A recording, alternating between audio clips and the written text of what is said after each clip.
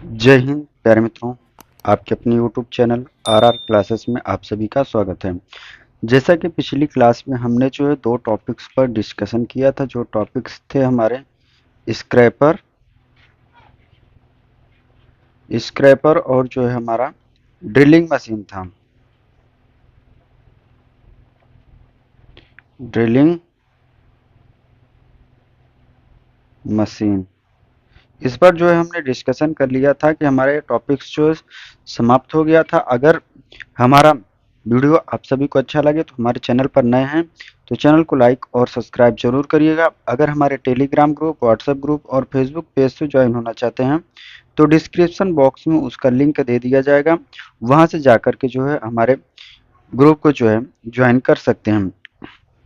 यह टॉपिक्स जो है हमारे यह आईटीआई ट्रेड के लिए जो थ्योरी होती है उसके लिए, और सीआईटीएस के लिए भी जो है थ्योरी है। आईटीआई और सीआईटीएस की थ्योरी जो है एक ही रहती है। जो आपने आईटीआई में पढ़ा है वही चीज आपको सीआईटीएस में भी जो है पढ़ना पड़ता है। तो आइए आज हम लोग जो है एक नए टॉपिक पर डिस्कशन करेंगे, जिस टॉपिक का नाम है हमारा रीमर। रीमर के बारे में हम लोग जो है डिस्कशन करेंगे कि आप देख सकते हैं यह हमारा वर्क पीस है और यह हमारा रीमर है। किस प्रकार से हम जो है वर्क पीस में जो है रीमिंग ऑपरेशन जो है करते हैं। तो रीमर के बारे में हम लोग इंट्रोडक्शन देखते हैं। रीमर रीमर एक मल्टी पॉइंट कटिंग टूल है। रीमर हमारा एक जो है मल्टी पॉइंट कटिंग टूल है जिसका प्रयोग पहले हुए सुराख की परिशुद्धता परिशुद्ध साइज में करते फिनिशिंग करते हुए बड़ा करने के लिए किया जाता है। क्या होता है रीमर का प्रयोग हम लोग कब करते हैं? पहले से ही क्या होता है कि जॉब में जो है सुराख हुआ रहता है। मैं मान लीजिए हमारा जो जॉब है इसमें से पहले से ही क्या हुआ है कि ड्रिलिंग ऑपरेशन हुआ है, वो सुराख हुआ है। इससे क्या होता है रीमर के माध्यम से जो किसी इसके होल को जो है परिशुद्ध करना। क्या करना? परिशुद्ध करना। परिशुद्ध करने के लिए और जो होल को जो है फिनिश करने के लिए या बड़ा करने के लिए जो है रीमिंग किया जाता है। स्पीड, फीड और रीमिंग अलाउंस किसी सीम्ड होल की परिशुद्धता को प्रभावित कर सकते हैं। यह जो स्पीड, फीड और रीमिंग अलाउंस जो होता है यह किसी रिम्ड होल की परिशुद्धता को जो है प्रभावित कर सकते हैं। जैसे कि हमारा 12.5 मिलीमीटर व्यास के लिए लगभग 0.4 मिलीमीटर रीमिंग अलाउंस छोड़ा जाता है। जो अगर मान लीजिए हमारा जो है क्या हुआ कि किसी जॉब में जो है ड्रिल हुआ है, कितने का हुआ है? 12.5 का। कितने का? 12.5 का ड्रिल हुआ है। तो उसके लिए जो अगर हम उसमें रीमिंग करेंगे, रीमिंग प्रक्रिया करेंगे तो उसके लिए जो रीमिंग अलाउंस रखा गया है 0.4 मिलीमीटर। कितना? 0.4 मिलीमीटर जो है रीमिंग अलाउंस जो है छोड़ा जाता है। 12.5 मिलीमीटर से अधिक व्यास के सुराख के लिए 0.8 मिलीमीटर रीमिंग अलाउंस की सिफारिश की जाती है। अगर हमारा जो रीमिंग अलाउंस जो क्या कहते हैं हमारा ड्रिल, अगर जो हमारा व्यास होगा जो भी अगर 12.5 मिलीमीटर से अगर हम अधिक करेंगे, अगर जो हमारा ड्रिल का होल होगा यह जो है 12.5 मिलीमीटर से क्या होगा? अधिक होगा। इसके लिए जो हमारा रीमिंग अलाउंस छोड़ा जाता है यह क्या होगा कि रीमिंग अलाउंस जो है बढ़ जाता है। यह रीमिंग अलाउंस कितना छोड़ा जाता है? 0.8 मिलीमीटर जो है रीमिंग अलाउंस की जो है सिफारिश की जाती है। रीमिंग स्पीड प्रायः ड्रिलिंग स्पीड की लगभग आधी रखी जाती है। ड्रिलिंग स्पीड जो हमारी रीमिंग स्पीड होती है या जब हम ड्रिलिंग ऑपरेशन करते हैं तो ड्रिलिंग ऑपरेशन में स्पीड ज़्यादा रहती है, जबकि रीमिंग अलाउंस में हमारी स्पीड क्या होती है कि स्पीड जो है आधी होती है। यह होता है हमारा क्या कि रीमिंग के लिए जो है रीमिंग का इस प्रकार से हमें जो है करना चाहिए कि इसके लिए हमें कितना अलाउंस छोड़ा जाता है। अगर देखिए यहाँ पर जो 12.5 मिलीमीटर व्यास के लिए लगभग यह जो है हमारा 12.0 से लेकर क्या कहते हैं 12.5 मिलीमीटर तक के जो रीमिंग अलाउंस रखा जाता है, कितना रखा जाएगा? 0.4 मिलीमीटर। और जो 12.5 मिलीमीटर से 12.5 मिलीमीटर से जब अधिक रखेंगे तो इसके लिए जो रिमिंग अलाउंस की जो सिफारिश की जाती है यह हमारे 0.8 मिलीमीटर जो है की जाती है। आइए आगे की ओर चलते हैं। रिमर्स को कार्बन टूल रिमर्स को कार्बन टूल स्टील या हाई स्पीड स्टील से बनाया जाता है। जो हमारे रिमर्स होते हैं यह रिमर्स किसके बने होते हैं? Carbon tool steel. यह किसके बने होते हैं? कार्बन टूल स्टील या जो है हमारे क्या कहते हैं हाई स्पीड स्टील से जो है बनाया जाता है।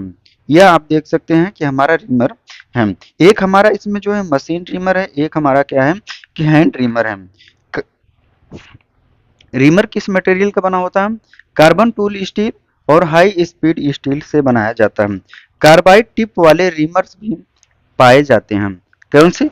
कार्बाइड टिप के जो भी रीमर भी हमारे मार्केट में अवेलेबल होते हैं, कार्बाइड टिप के भी जो है रीमर जो है पाए जाते हैं, जिनके कटिंग एजों पर कार्बाइड ट्रिप की ब्रेजिंग करके जोड़ा जाता है। यहाँ पर जो क्या होता है कि जो कटिंग होता है, कटिंग प्रोसेस, यहाँ पर जो है कार्बाइड की टिप क्या कर दी जाएगी? कार्बाइड की ट्रिप जो है ब्रेजिंग कर दी जाएगी। ब्रेजिंग करके जो है जोड़ा जाता है। रीमर्स दो प्रकार के होते हैं। रीमर्स हमारे कितने प्रकार के होते हैं? टू टाइप्स के हमारे रीमर्स जो है होते हैं। पहला होता है हमारा जो हैंड ट्रिमर और मशीन ट्रिमर्स। ये हमारी क्या है कि हैंड ट्रिमर और ये हमारी क्या है मशीन ट्रिमर से किसकी बनावट भी कैसी होती है आप देख सकते हैं। हैंड ट्रिमर्स का एक सिरा स्क्वायर होता है। यह जो हैंड ट्रिमर होता है यह इसका एक सिरा जो ऊपरी वाला भाग होता है यह कैसा होता है कि स्क्वायर होता है, स्क्वायर होता है, जिसका प्रयोग सुराख से 0.13 मिलीमीटर तक धातु को हटाने के लिए किया जाता है। जो हैंड ट्रिमर होता है, हैंड ट्रिमर से जो है 0 पॉइंट कितना 0.13 मिलीमीटर की तक की जो है धातु को हटाने के लिए किया जाता है। मशीन रिमर्स का एक सिरा सीधा या टेपर होता है। जो मशीन ट्रिमर होती है यह मशीन ट्रिमर क्या होता है, इसका एक सिरा जो है यह वाला सिरा क्या होता है कि सीधा और टेपर होता है, सीधा या टेपर होता है, जिसका प्रयोग पावर के अधीन किया जाता है। जिसका प्रयोग हम लोग कहाँ पर करते हैं? पावर के अधीन जो है करते हैं, मशीन में जो है करते हैं, मशीन ट्रिमर का जो है प्रयोग किया जाता है। हाथ द्वारा रीमिंग करना। नेक्स्ट जो हमारी अगली हेडिंग है यह जो है रीमिंग बाय हैंड, कि हमें हाथ के द्वारा किस प्रकार से जो है रीमिंग करनी चाहिए। आइए देखते हैं। अगर क्लास हमारी अच्छी लग रही होगी तो चैनल पर नए हैं तो चैनल को लाइक और सब्सक्राइब जरूर करिएगा। हाथ रीमर हैंड रीमर के बारे में हम लोग बात करते हैं। हाथ द्वारा रीमिंग करते समय निम्नलिखित संकेतों को ध्यान में रखना चाहिए।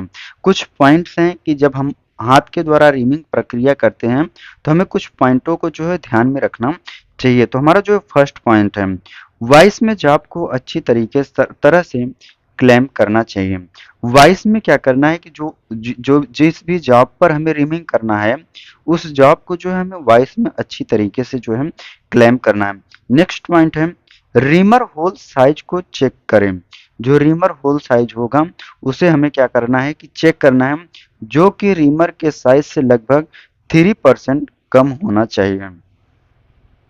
मतलब मान लीजिए अगर हमारा जो है ड्रिल जो है 12 का हुआ है, 12 का हुआ है तो हमारा जो रीमिंग अलाउंस होना चाहिए वह 11 पॉइंट मतलब 3% कम होना चाहिए। इसका मतलब होना चाहिए 12.70 का जो है होना चाहिए। यह सॉरी 11.70 का जो है होना चाहिए ड्रिल। तो क्या होना चाहिए? पॉइंट था हमारा रीमर होल साइज को चेक करें, जो कि रीमर के साइज से लगभग 3% कम होना चाहिए। सॉरी यहाँ पर 3% कम दिया गया तो इसका मतलब यहाँ 9.7 होगा। 11.97 जो है हमें रखना है, ड्रिल जो है करना है। नेक्स्ट पॉइंट है होल में रीमर को रखें। होल में क्या करना है हमें? जिस भी पार्ट पे हमें रीमिंग करना, मान लीजिए हमारा क्या है रीमिंग यहाँ पर होल हुआ है तो हमें क्या करना है कि इस पर जो है रीमर को जो है रखना है और लंब रूप पोजीशन को चेक करें। इसकी लंब रूप में हमें चेक करना है क्रीमर जो है हमारा स्ट्रेट में है या नहीं है। नेक्स्ट पॉइंट है हल्के प्रेशर से रीमर को क्लॉकवाइज घुमाएं। फिर हमें क्या करना है कि हल्का प्रेशर देना है, दबाव देना है, दबाव देकर जो है रीमर को जो है क्लॉकवाइज घुमाना है। नेक्स्ट पॉइंट है रीमिंग करते समय उपयुक्त कूलेंट का प्रयोग करें। हमें रीमिंग करते समय जो है उपयुक्त कूलेंट का जो है प्रयोग करना चाहिए। नेक्स्ट पॉइंट है रीमिंग पूर्ण होने के बाद रीमर और जॉब को साफ करें। जब हमारा रीमिंग प्रक्रिया जिस भी जॉब पर हम रीमिंग प्रक्रिया कर रहे हैं वह हमारी पूर्ण होने के बाद अगर हमारी रीमिंग प्रक्रिया जो पूर्ण हो जाती है तो वो क्या करना है रीमर और जॉब को जो है साफ करें और रीमर को उसके निजी स्थान पर रखें। रीमर को हमें क्या रखना है जिस स्थान पर से हम रीमर को उठाए हैं उसी स्थान पर हमें रीमर को जो है रखना है। नेक्स्ट आगे की ओर हम लोग बात करते हैं मशीन द्वारा रीमिंग करना कि हमें जो है रीमिंग बाय मशीन कि हमें मशीन के द्वारा किस प्रकार से जो है रीमिंग प्रक्रिया जो है करनी चाहिए। मशीन के द्वारा हमें रीमिंग प्रक्रिया किस प्रकार से करनी चाहिए आइए देखते हैं। मशीन द्वारा रीमिंग करते समय निम्नलिखित संकेतों को ध्यान में रखना चाहिए। जब हम मशीन के द्वारा रीमिंग प्रक्रिया करते हैं तो हमें कुछ पॉइंटों को जो है ध्यान में रखना चाहिए। तो हमारा फर्स्ट पॉइंट है मशीन के टेबल पर जॉब को अच्छी तरह से क्लैंप करें। जिस प्रकार से हमारा हैंड रीमर था उसी प्रकार से मशीन रीमर भी है लेकिन वह क्या होता कि था कि जो हमारा हैंड रीमर है वह हाथ के द्वारा किया जाता था रीमिंग लेकिन जो मशीन रीमर होती है उसमें क्या करते हैं कि हम मशीन के द्वारा जो है रीमिंग प्रक्रिया करते हैं। तो जो हमारा फर्स्ट पॉइंट क्या कह रहा है मशीन के टेबल पर जॉब को अच्छी तरह से क्लैंप करें। जब मान लीजिए हमारा मशीन है उस पर क्या करना है कि जॉब को जो है मशीन की टेबल पर अच्छी तरीके से जो है क्लैंप करना है। नेक्स्ट पॉइंट है होल्डर या एडॉप्टर स्लीव के साथ रीमर को पकड़ें। होल्डर या एडॉप्टर के साथ हमें स्लीव के साथ रीमर को क्या करना है पकड़ना है। नेक्स्ट पॉइंट है सुनिश्चित करें कि रीमर ट्रू चल रहा है। रीमर जो जब हम स्पेंडल में मशीन की स्पेंडल पर जो रीमर को क्लैंप करेंगे तो हमें क्या करना है कि मशीन को चलाकर चेक कर लेना है कि रीमर हमारा सही चल रहा है या नहीं कि आउट तो नहीं चल रहा है और कट को सावधानी से शुरू करें। हमें कट को क्या करना है कि सावधानी पूर्वक जो है स्टार्ट करना है। नेक्स्ट पॉइंट है स्टार्ट करने से पहले क्या करना है कि रीमिंग प्रक्रिया जो है शुरू करने से पहले रीमर को होल के एज तक लाएं। होल जो होगा ये मान लीजिए जो हमारा होल होगा इसके एज तक हमें क्या करना है कि रीमर को जो है लाना है और उसे सावधानी से फीड दें। तब हमें क्या करना है कि सावधानी पूर्वक जो है फीड देना है। नेक्स्ट है रीमिंग करते समय उपयुक्त कूलेंट का प्रयोग करें। जैसे कि आपने देखा कि हमारा जो हैंड रीमर है हैंड रीमर में भी कुछ पॉइंट सेम ही है और मशीन रीमर में भी पॉइंट सेम है बस सिर्फ फर्क इतना है कि मशीन रीमर जो है मशीन के द्वारा की जाती है और जो हैंड रीमिंग होती है वह हाथ के द्वारा की जाती है स्वयं के माध्यम से जो है की जाती है। नेक्स्ट पॉइंट है अगला नंबर पॉइंट है रीमर को चैटर न करने दें कि जॉब में जो है हमारा रीमर जो है चैटरिंग न होने दे क्योंकि इससे होल की स्मूथनेस पर प्रभाव पड़ता है। जो इस होल होगा यह होल में अगर हमारा जो होल होगा इसमें अगर रीमर जो है चैटरिंग करेगा तो जो होल की फिनिशिंग हो वह स्मूथनेस पर क्या करेगा कि प्रभाव डालेगा। होल जो है हमारा सही नहीं बनेगा। नेक्स्ट पॉइंट है सही फीड सही स्पीड का प्रयोग करें। यह प्रायः ड्रिलिंग करने के लिए स्पीड से कम स्पीड से कुछ कम होती है। जब हमारा ड्रिलिंग प्रक्रिया करते हैं तो उसमें स्पीड जो है हाई रहती है और रीमिंग प्रक्रिया में हमारी स्पीड जो है कम होती है जिससे कटिंग एज ओवर हीट और खराब नहीं होता है। जिससे क्या होता है कि जो रीमर का कटिंग एज होता है वह ओवर हीट गर्म नहीं होता है और क्या होता है कि खराब नहीं होता है। नेक्स्ट पॉइंट है अत्यधिक फीड नहीं देना चाहिए। जब हम रीमिंग प्रक्रिया कर रहे हैं तो हमें क्या करना है कि अत्यधिक जो है फीड नहीं देना है। नेक्स्ट पॉइंट है 9 नंबर पॉइंट है, रीमिंग पूर्ण होने के बाद मशीन रीमर और जॉब को साफ करें। जब हमारी रीमिंग प्रक्रिया जो है समाप्त हो जाएगी तो हमें मशीन रीमर मशीन रीमर और जॉब को जो है साफ कर लेना चाहिए। आगे की ओर बात करते हैं। यह जो हो गया हमारा जो है मशीन रीमर। आपको समझ में आया होगा तो कमेंट बॉक्स में अपनी राय जरूर दीजिएगा। नेक्स्ट जो है आगे की ओर बात करते हैं सावधानियां, प्रिकॉशंस, कि हमें जो है रीमिंग प्रक्रिया करने से क्या क्या सावधानियां बरतनी चाहिए। जब हम रीमिंग प्रक्रिया करेंगे, चाहे हैंड रीमिंग प्रक्रिया कर रहे हो या मशीन रीमिंग प्रक्रिया कर रहे हैं, तो हमें कुछ विशेष पॉइंटों का जो है ख्याल रखना चाहिए जो कि हमारे सेफ्टी पर्पस से जो है मोस्ट इम्पॉर्टेंट है। तो फर्स्ट पॉइंट है हमारा, रीमर को होल में लंब रूप पोजीशन में लाना चाहिए। जो जॉब होगा, जिस भी जॉब पर हमें ऑपरेशन करना है, रिमिंग प्रक्रिया करना है, जो होल हुआ रहेगा उसके हमें लंब रूप में जो है लाना है। नेक्स्ट पॉइंट है, रीमर को बैकवर्ड नहीं घुमाना चाहिए। रीमर को हमें जो है एंटी क्लॉकवाइज या बैकवर्ड जो है, जिसे हम लोग क्या कहते हैं, बैकवर्ड नहीं घुमाना है।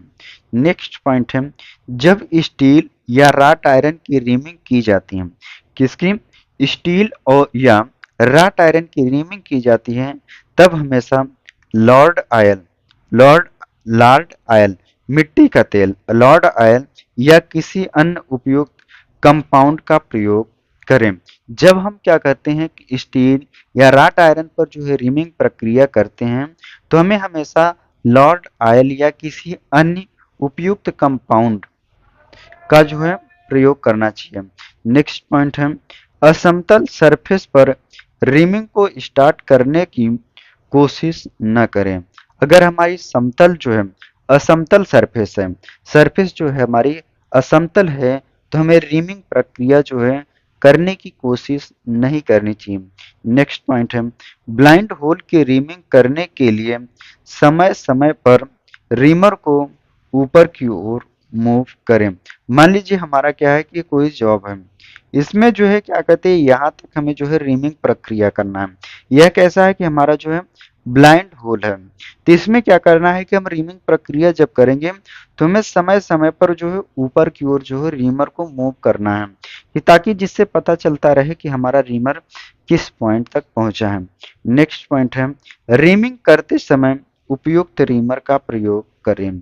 जब हम रीमिंग प्रक्रिया करेंगे तो हमें उपयुक्त साइज का जो है रीमर का प्रयोग करना चाहिए। नेक्स्ट, यह हो गई हमारी जो है प्रिकॉशंस, कि हमें जो है रीमिंग करते समय, रीमिंग ऑपरेशन करते समय हमें जो किस प्रकार की जो है सावधानियां जो है बरतनी चाहिए।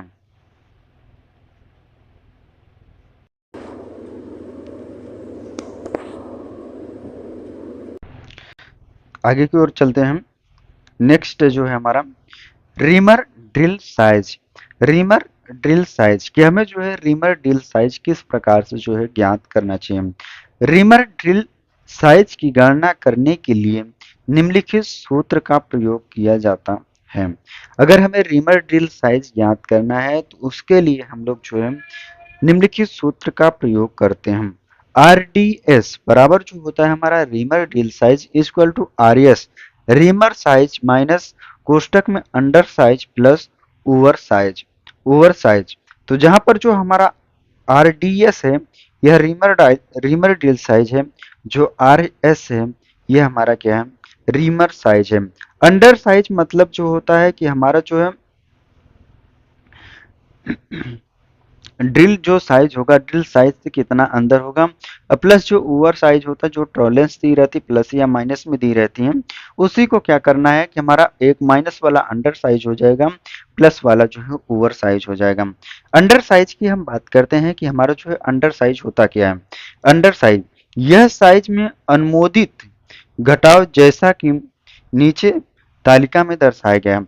यह क्या करता है कि जो अंडर साइज होता है, अंडर साइज जो अनुमोदित घटाव, क्या करना है कि घटाव करना है। देखिए यहाँ पर देखिए दिया गया है, रिमिंग के लिए अंडर साइज हमें जो अंडर साइज फॉर रीमिंग, कि हमें रीमिंग के लिए किस प्रकार की अंडर साइज का जो है प्रयोग करना चाहिए। रीमर की होल का व्यास, कि हमारा जो होल रीमर का कितना है। रफ बोर किए होल का अंडर साइज हमारा कितना होगा। अगर हमारा जो है व्यास जो है 5 मिलीमीटर तक का है, तो उसके लिए जो अंडर साइज रखा जाएगा 0.1 मिलीमीटर से 0.2 मिलीमीटर तक रखा जाएगा। अगर हमारा जो है रीमर किए होल का व्यास जो है 5 से 20 मिलीमीटर तक का होगा, कितने, 5 से 20 मिलीमीटर तक का होगा, तो हमारा जो बोर अंडर साइज रखना है 0.2 मिलीमीटर से 0.3 मिलीमीटर तक रखना है। अगर हमारा रीमर होल का व्यास जो 21 से 50 मिलीमीटर तक है, कितना है, 21 से 21 से 50 मिलीमीटर तक है, तो हमें जो अंडर साइज रखना चाहिए 0.3 मिलीमीटर से 0.5 मिलीमीटर तक रखना चाहिए। अगर हमारा रीमर का व्यास जो है होल जो है 50 मिलीमीटर से अधिक है, कितना है, 50 मिलीमीटर से अधिक है, तो हमें जो रीमर का अंडर साइज रखना है 0.5 से पॉइंट सॉरी 1.0 मिलीमीटर तक रखना है। नेक्स्ट पॉइंट है नोट। नोट में बात करते हैं हल्की धातुओं के लिए अंडर साइज 50% अधिक चयन किया जाता है। अगर हमारी धातु जो है हल्की धातुओं पर अगर हम रिमिंग प्रक्रिया कर रहे हैं, तो हमारी जो अंडर साइज जो है वो 50% से जो है अधिक होगी। यह हो गया कि हमारा जो है रिमिंग के लिए अंडर साइज किस प्रकार से जो है रखना है। समझ में आया होगा तो कमेंट बॉक्स में अपनी राय जरूर दीजिएगा। नेक्स्ट है अगला जो हमारा है ओवर साइज, कि हमारा जो है ओवर साइज क्या होता है। यदि ड्रिल बिल्कुल सही भी ग्राइंड किया गया हो तो भी अपने व्यास से बड़ा होल बनाता है। जो ओवर साइज होता है, जो हम जिससे हम ड्रिलिंग प्रक्रिया करते हैं, अगर वो हमारा ड्रिल जो है सही भी ग्राइंड हुआ हो तो भी क्या करता है कि अपने व्यास, अगर ड्रिल का व्यास हमारा मान लीजिए 5 मिलीमीटर है, डाया जो ड्रिल का डाया कितना है 5 मिलीमीटर है, तब भी जो है होल क्या करेगा, इससे जब हम ड्रिलिंग करेंगे तो यह ड्रिल जो है होल का जो है साइज जो है बड़ा बनाएगा। गणना के लिए सभी व्यास के ड्रिलों के लिए ओवर साइज की मात्रा 0.05 मिलीमीटर मानी जाती है। जो ओवर साइज मानी जाती है यह मात्रा 0.05 मिलीमीटर जो है मानी जाती है, ओवर साइज की जो है गणना मानी जाती है। जैसे एग्जाम्पल की बात करते हैं, एग्जाम्पल में देखते हैं, देखिए एक माइल्ड स्टील के जॉब पर डाया 12 मिलीमीटर का रिमर किया होल बनाना है। 12 मिलीमीटर का जो है रिमर किया होल बनाना है, तो रिमर का साइज क्या होगा। तो जो 12 मिलीमीटर से देखिए कम तक का, 12 मिलीमीटर से कम तक का जो हमारा क्या होगा कि जो ओवर साइज अंडर साइज होगा।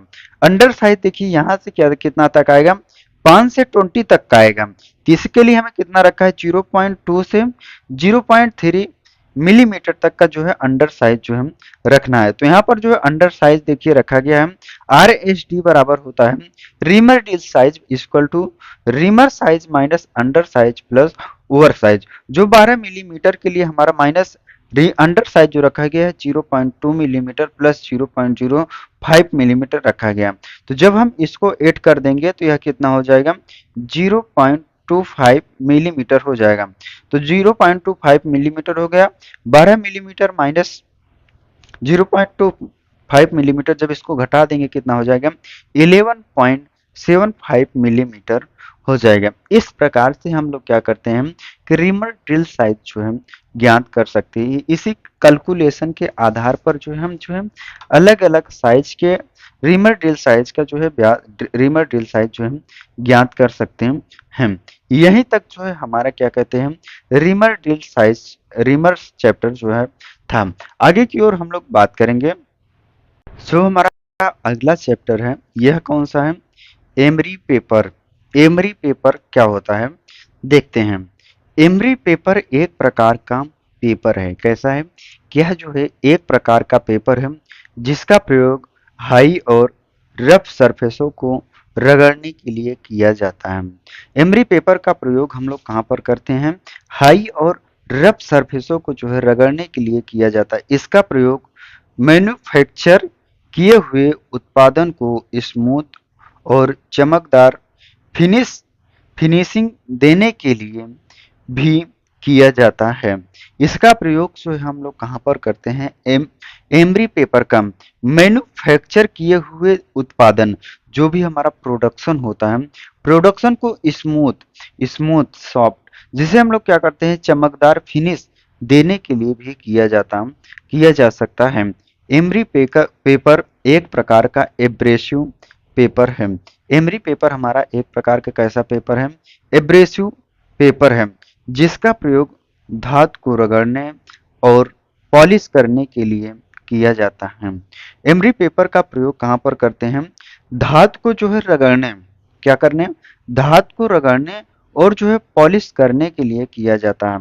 इसमें रफ रचना वाली सरफेस के पीछे का हिस्सा एक स्मूथ पेपर होता है। इसके जो पीछे वाला हिस्सा होता है वह एक स्मूथ पेपर होता है, जबकि emery paper emery paper sand paper देखने और महसूस करने में एक जैसा लगते हैं। जो हमारा एमरी पेपर होता है और जो हमारा सैंड पेपर होता है, यह दोनों महसूस करने में एक जैसा लगता है, परंतु ये तो उत्पादन वास्तव में बिल्कुल भिन्न है। इसमें जो उत्पादन जो है बिल्कुल भिन्न है। एमरी पेपर का सामान्यतः प्रयोग घड़ी बनाने, आभूषण बनाने और ऑटोमोटिव मरम्मत के में किया जाता है। पेपर शीट पर एब्रेसिव चिपका कर एमरी पेपर बनाया जाता है। एमरी पेपर कैसे बनाया जाता है, एब्रेसिव चिपका कर एमरी पेपर जो है बनाया जाता है। क्या चिपका कर, एब्रेसिव चिपका कर जो है एमरी पेपर बनाया जाता है। कई स्थितियों में एमरी पेपर के कई ग्रिप्स का प्रयोग निर्धारित फिनिश प्राप्त करने के लिए किया जाता है।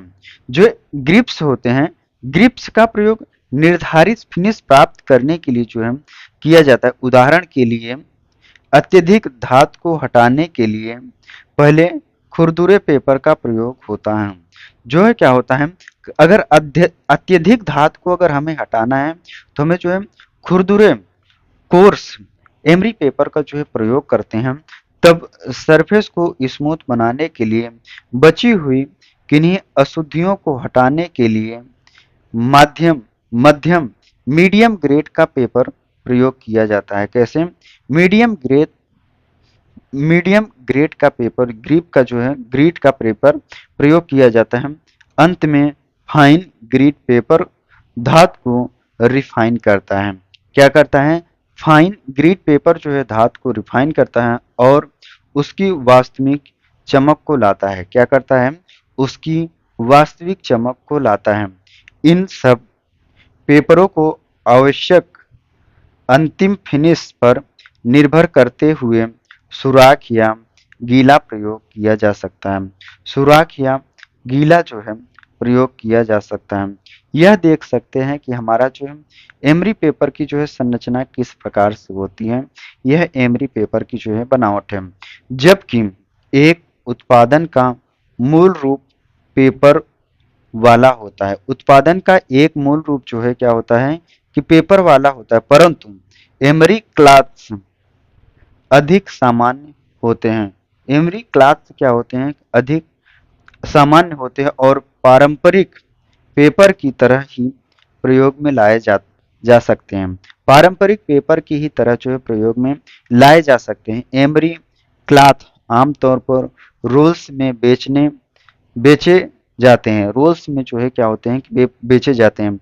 एमरी बोर्ड्स पर भी पाए जाते हैं। एमरी जो है बोर्ड्स पर भी पाए जाते हैं, जो लकड़ी या कार्डबोर्ड पर इस खनिज को चिपका कर बनाए जाते हैं। कार्डबोर्ड पर भी जो है इस खनिज को जो है एमरी पेपर को जो है चिपका कर जो है बनाए जाते हैं।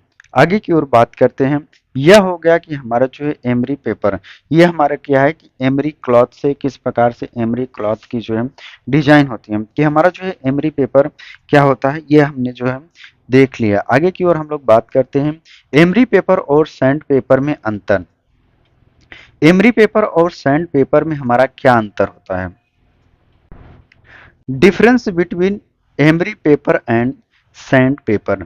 एमरी पेपर और सैंड पेपर में हमारा क्या अंतर होता है, आइए देखते हैं। विशिष्ट रूप में एमरी कोरंडम है। एमरी क्या है हमारा? कोरंडम है, जो सख्त पत्थर होता है। एमरी पेपर क्या होता है? कोरंडम होता है, जो कि सख्त पत्थर है और धातु को काटना क्या है? धातु को काटना। सैंड पेपर के बारे में विचारधारा है। धातु को काटना सैंड पेपर के बारे में विचारधारा है कि इसमें अधिक मुलायम पत्थर है। जो सैंड पेपर होता है, सैंड पेपर में जो है अधिक मुलायम पत्थर होता है, जैसे क्वार्ट्स, पलिनीट या गार्नेट। कोरंडम हार्डनेस में हीरा से थोड़ा सा कम होता है। जो कोरंडम होता है वह हार्डनेस में हीरो से थोड़ा जो है कम होता है। एमरी का पेपर का प्रयोग धातु को रगड़ने के लिए किया जाता है। एमरी पेपर का प्रयोग कहाँ किया जाता है? धातु को रगड़ने के लिए किया जाता है। और सैंड पेपर का प्रयोग अधिक सॉफ्ट मटेरियल्स को रगड़ने के लिए किया जाता है। एमरी पेपर का प्रयोग हम लोग कहाँ पर करते हैं? धातु को रगड़ने के लिए। और जो है सैंड पेपर का प्रयोग हम लोग कहाँ पर करते हैं? अधिक सॉफ्ट मटेरियल्स को रगड़ने के लिए किया जाता है, जैसे लकड़ी, प्लास्टिक। जैसे हमारा जो है लकड़ी और प्लास्टिक, यह छोटा सा परंतु विशेष है। सैंड पेपर का प्रयोग लकड़ी पर और एमरी पेपर का प्रयोग धातु पर किया जाता है। सैंड पेपर का प्रयोग हम लोग कहाँ पर करते हैं? लकड़ी पर करते हैं, जबकि एमरी पेपर का प्रयोग धातु पर जो है किया जाता है। यह हो गया कि हमारा जो है एमरी पेपर और सैंड पेपर में अंतर, कि हमारा जो है कैसे एमरी पेपर और सैंड पेपर में अंतर को जो है देख सकते हैं। नेक्स्ट आगे की ओर हम लोग बात करते हैं।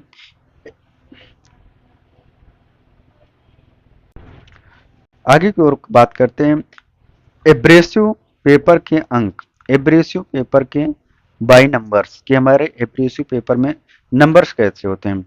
एब्रेसिव पेपर का वर्गीकरण एक अंक से किया जाता है। एब्रेसिव पेपरों का वर्गीकरण जो है क्लासिफिकेशन एक अंक से किया जाता है, जिसका ग्रिड कणों के साइज से संबंध है। जिसका जो है ग्रिड कणों के साइज से, किसके? ग्रिड कणों के साइज से संबंध है। उच्च अंक का अर्थ है छोटे ग्रेन्स। जो उच्च अंक का अर्थ होता है छोटे ग्रेन्स, और इनका प्रयोग बढ़िया सतह बनाने के लिए किया जाता है। कैसे? बढ़िया सतह जो है बनाने के लिए किया जाता है। ये एब्रेसिव पेपर अंक, ग्रेड और उपयोग, कि हमारे जो है ग्रेड और उपयोग क्या क्या होते हैं। जैसे ग्रेड जो हमारी होती है, ग्रेड यह 40 से 60। रचना क्या होती है? बहुत खुरदरा, रचना जो होती है हमारी बहुत खुरदरा। उपयोग जो होता है रफ रगड़ और आकार के लिए, पेंट हटाने के लिए रफ रगड़ और आकार के लिए पेंट हटाने के लिए जो है उपयोग किया जाता है। ये हो गया हमारा जो ग्रेड होता है 40 से 60 के लिए। नेक्स्ट जो हमारा आगे की है जो ग्रेड है यह 80 से 81 के लिए। रचना जो है क्या है कि मीडियम, मध्यम है। उपयोग जो है कि क्या कहाँ पर किया जाता है? रफ रगड़ के बाद मध्यवर्ती रगड़ के लिए पहले से पेंट किए हुए सरफेसों को रगड़ कर हटाना। जो पहले से पेंट किया हुआ सरफेस है उसको रगड़ कर हटाने के लिए। नेक्स्ट जो आगे की ओर हमारा ग्रिड 180 से 240। 180 से 240 रचना क्या होगी? मध्यम फाइन। उपयोग कहाँ पर किया जाता है? फिनिश लाने से पहले अंतिम रगड़ के लिए। फिनिश लाने से पहले अंतिम रगड़ के लिए। नेक्स्ट जो अगला है हमारा ग्रिड 200 से 240 के लिए। इसकी रचना क्या है कि फाइन। इसकी रचना क्या है कि फाइन है। उपयोग कहाँ पर किया जाता है? प्राइमर और पेंट को स्मूथ बनाना। जो प्राइमर होते हैं, प्राइमर और पेंट को क्या करना? स्मूथ बनाना। रोगन के दूसरे कोट से पहले स्मूथ बनाना। जो रोगन होता है, रोगन के दूसरे कोट से पहले स्मूथ क्या करना, बनाना। नेक्स्ट जो है हमारी अगली हेडिंग है बोरिंग। बोरिंग क्या होती है? बोरिंग एक कार्य विधि है जिसके द्वारा पहले किए हुए ड्रिल या कोर होल को बिल्कुल सीधा और परिशुद्ध साइज में बनाते हुए बड़ा करने के लिए किया जाता है। बोरिंग क्या होता है कि जो पहले से अगर हम कोई ड्रिलिंग प्रक्रिया किए हैं उसको जो है बड़ा करने के लिए क्या किया कहते हैं, बोरिंग प्रक्रिया जो है की जाती है। जैसे ड्रिल प्रेस पर बोरिंग करने के लिए ड्रिल प्रेस पर बोरिंग करने के लिए सिंगल पॉइंट कटिंग टूल का को बोरिंग बार में बांधकर प्रयोग में लाया जाता है। किसमें? बोरिंग बार में बांधकर जो है प्रयोग में लाया जा सकता है, जाता ही है। आप ड्राइंग के माध्यम से देख सकते हैं। कहाँ पर? बोरिंग बार में जो है बांधकर सिंगल पॉइंट कटिंग टूल को बोरिंग बार में बांधकर प्रयोग में लाया जाता है, जिसे ड्रिल प्रेस के स्पेंडल में पकड़ा जाता है। ड्रिल प्रेस के स्पेंडल में पकड़ा जाता है। लेथ पर बोरिंग के लिए टूल का आकार अंदरूनी रफिंग, फिनिशिंग या फेसिंग टूल जैसा होता है। कैसा होता है? अंदरूनी रफिंग, फिनिशिंग या फेसिंग टूल जैसा होता है, परंतु इसका फ्रंट क्लियरेंस एंगल बढ़ा दिया जाता है। क्या किया जाता है? फ्रंट क्लियरेंस एंगल जो है बढ़ा दिया जाता है, जिससे होल की सरफेस को क्लियरेंस मिल सके, जिससे क्या हो सके कि होल की सरफेस को जो है क्लियरेंस मिल सके। Front clearance, the front clearance angle of a boring tool must be increased. यहाँ तक जो है हमारा जो है रीमर और एमरी पेपर टॉपिक्स जो है यहाँ से जो है हमारा दोनों टॉपिक्स जो है समाप्त होते हैं। नेक्स्ट टॉपिक में हम बात करेंगे हैंड टैप्स के बारे में हम लोग डिस्कशन करेंगे। अगर हमारा वीडियो आप सभी को अच्छा लगा तो हमारे चैनल पर नए हैं तो चैनल को लाइक और सब्सक्राइब जरूर करिएगा। जय हिंद, जय भारत, धन्यवाद।